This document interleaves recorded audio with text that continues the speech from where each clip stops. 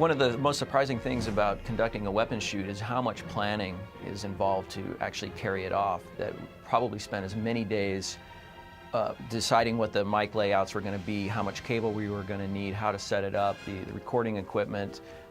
Actually, as much time prepping for the event as we spent actually recording it.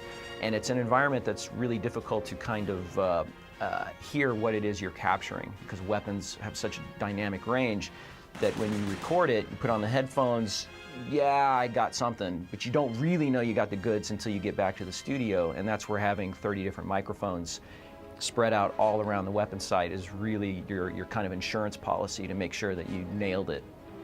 In previous games, generally a weapon would consist of just a gunshot that would then just get a little bit quieter based on the distance that you were from the shooter.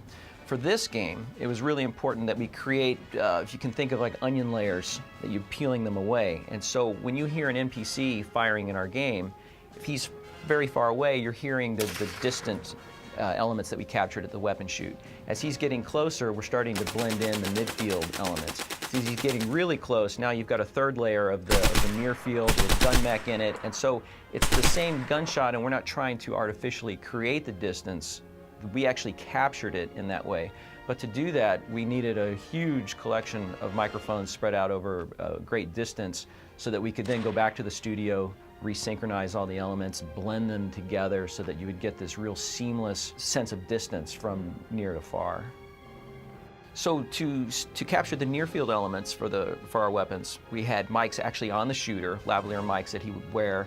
We had mics very in close proximity to the gun that were just directly underneath it or directly to the side of the weapon within 3 feet. We had other mics, again pointed very near field, maybe right over the weapon shooter at about 10 feet over his shoulder.